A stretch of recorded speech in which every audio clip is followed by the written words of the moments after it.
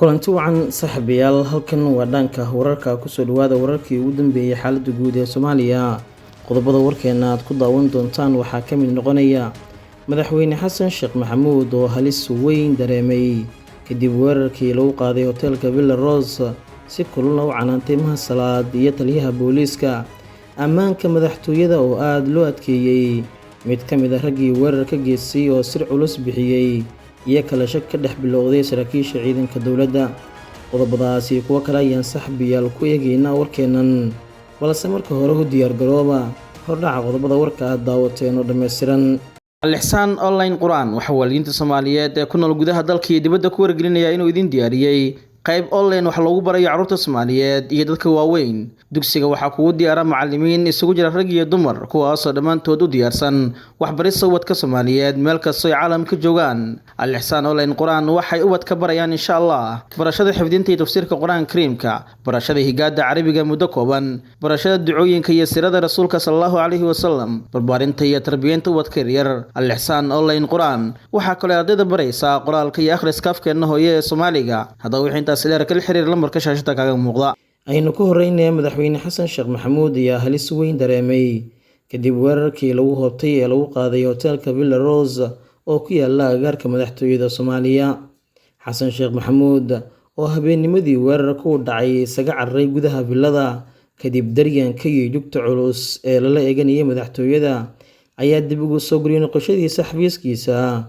Waxay markan keentay in cabsi weyn ay soo fosaartay madaxweynuhu uuna dareemay in aysan jirin cid amnigiisa xaqiijinaysa oo dhammaan ciidanku ay yihiin maqanayaal joogayaal qalbigooda meel kale uu jiro iyo ciidamo lagu soo dhex dhuuman karo.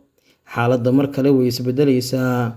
Xasan Sheekh Maxamuudna waxa uu qaadayaa tallaabo u muuqata in amnigiisa uu ku xaqiijinayo, iyadoo la sheegay in gebi ahaan uu qorsheynayo isku shaandhayn ku sameynayo ciidamada ilaalada madaxtooyada qaranka, taas oo la sheegay in booskooda la keenayo ciidamada gaarka u tababaran ee Gorgor iyo Danab oo la wareegi doona ammaanka madaxtooyada, halka ciidankan militariga ahna dib ugu laaban doonaan wasaaradda gaashaandhigga iyo furimaha dagaalka. Xasan Sheekh Maxamuud ayaa soo afjaridda weerarkii hotel Villa Rose kadib waxa uu kulan irdaha u xirnaa uu la qaatay taliyaha hay'adda nabad sugidda Soomaaliya Mahad Maxamed Salaad iyo taliyaha ciidanka booliiska Soomaaliya Xijaar, isagoo canaan kulul kala duldhacay taliyaha Salaad oo uu ku eedeeyay sababta hay'adda dhan ee sirdoonka qaranka uga warqabi weysay weerar intaasi leeg oo qorshihiisu muddo uu soo socday, haddana saacado badan ay ku qaadatay in madaxtooyadii qaranka meel u dhow shabaab ay ka dhex dagaalamayaan, taasoo adduunyadu tusinayso in weli xaalad ammaan oo halis Soomaaliya ka taagan tahay, shabaabna xilli kasta madaxtooyada ay geli karaan. Xasan Sheekh Maxamuud ayaa Mahasalaad ku canaantay hadallo la sheegay inay ahaayeen kuwo uu si weyn uga xumaaday tallaabadii dhacday iyo ka warqab la'aanta hay'adda NISA, weerarada qaraxyada iyo dagaalka tooska ah ee kooxda shabaab ay ka fulinayaan hoteelada iyo goobaha muhiimka ah ee ku yaala gudaha magaalada Muqdisho ee caasimadda Soomaaliya. Xaaladdu mar kale way isbedelaysaa. Mahad Maxamed Salaad wuxuu ku jiraa maalmihiisii gabagabada iyo mugdiga siyaasadeed marka loo eego qaraxyada isdaba-joogga ah ee ka dhacaya caasimadda iyo in uu u taageero marin la'yahay xal u helista amni ee Muqdisho iyo ka warqabka iyo ka hortagista weerarada qorsheysan ee kooxda shabaab ay ka fulinayaan gudaha magaalada Muqdisho. Waxaa la sheegayaa in ay hoos u dhacday awooddii hay'adda NISA tan iyo markii Mahad Maxamed Salaad shaqada uu la wareegay, taasoo loo sabaynayo in khibrad ahaan iyo sidoo kale xuraan ahaanba hay'addaas aysan hadda wanaagsanayn marka loo eego xilligii hoggaanka u ahaa Fahad Yaasiin Xaaji Daahir.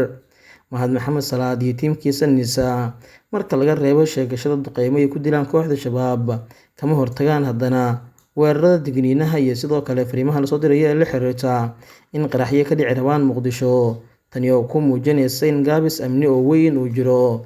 Taliskii sirdoonkii nabad sugiddana uu u muuqday in markan xayeysiin iyo sidoo kale soo bandhigid kaliya uu ka bixi la'yahay iyo in uu baahiyo duqeymo lagu dilay shabaab, halka amnigii caasimadda weliba meel ku dhow madaxtooyadii qaranka shabaab 17 saacadood oo xiriir ay ka dagaalamayeen, tan oo ku cadeynaysa inaysan jirin hay'ad nabad sugid oo awood u leh ka hortagidda weerarada qorsheysan ee kooxahan dhagarqabayaasha ah oo la sheegay in dhiigga dadka Soomaaliyeed ay ka macaashaan, isla markaana saraakiisha falanqeysa amniga ay ku eedeeyeen Mahad Salaad inuusan ahayn nin khibrad iyo awood u leh howlaha sirdoon iyo nabad sugid ee dalkeena Soomaaliya. Xaaladdu mar kale way isbedelaysaa. Ammaanka madaxtooyada qarankana si aad ah ayaa loo adkeeyay xilli isbedel amni oo weyn lagu sameeyay gebi ahaan ciidamada ku sugnaa baraha kontarool ee laga galo villa Soomaaliya. Waxaa la soo sheegayaa in gebi ahaan la bedelay ciidamada ku sugan ilaa 5 jagabonti ee ugu waaweyn ee laga soo galo madaxtooyada qaranka, kuwaas oo la keenay ciidamo ku beela Xasan Sheekh Maxamuud oo la sheegay inay yihiin kuwa madaxweynuhu kalsoon yahay in jagabontiyadaas la geeyo.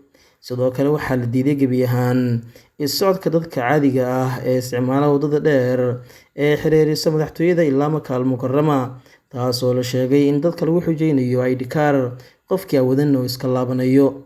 Ammaanka madaxtooyada hadda aad baa loo adkeeyay, dhaqdhaqaaqa xitaa iska daa gaadiidka ee shacabka ayaa la xakameeyay. Madaxweynaha qarankana wuxuu qaadayaa tallaabo uu ku xaqiijinayo amnigiisa maadaama ay jirto halis amni oo weyn, ciidamaduna maqane joogayaal ay isku bedeleen oo si fudud loo soo dhaafayo, haddana gadaashooda weerar looga geysanayo. Weerarkii lagu qaaday hoteelka Villa Rose waxa uu bannaanka u soo bixiyay tabarta iyo awoodda qarankeena ee dhanka sirdoonka, iyo in aan awood badan u lahayn ka hortagidda weerarada qorsheysan ee kooxdani ka fuliso gudaha magaalada Muqdisho ee caasimadda Soomaaliya.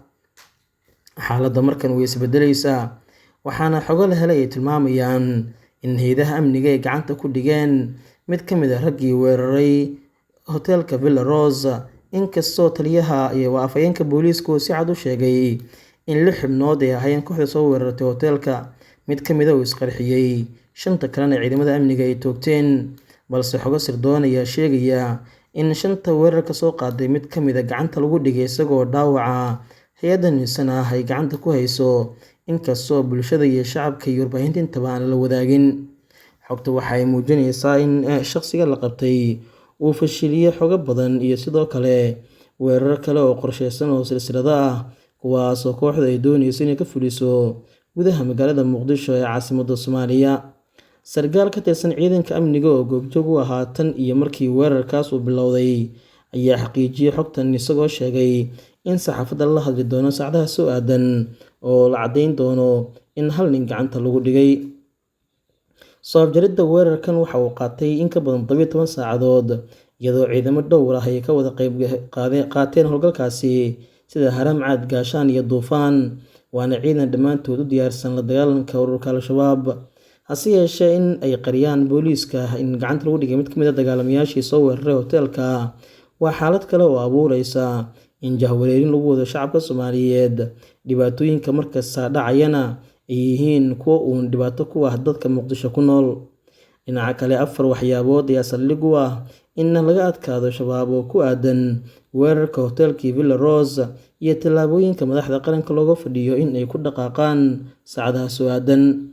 Waa midda koowaad ee xisaabtanka taliyaha NISA booliiska iyo sidoo kale taliyaha qaybta guud ee booliiska gobolka Banaadir in la maxkamadeeyo saraakiishii askarta fududeysay howlgalka. Maxkamad kadib la toogto cidda lagu helo faldambiyeedkaasi, iyo garaadaha ciidan laga rifo saraakiisha dayacday mas'uuliyadda ka saaran amniga qaranka iyo xindaafka madaxtooyada oo u muuqata marka in la dayacay. Guud ahaan saaxiibayaal, waa naga intaa wararkii ugu dambeeyay xaaladda guud ee madaxtooyada qaranka. Tan iyo kulan dambe waxaan idinkaga tegaynaa sidaas iyo nabadgelyo.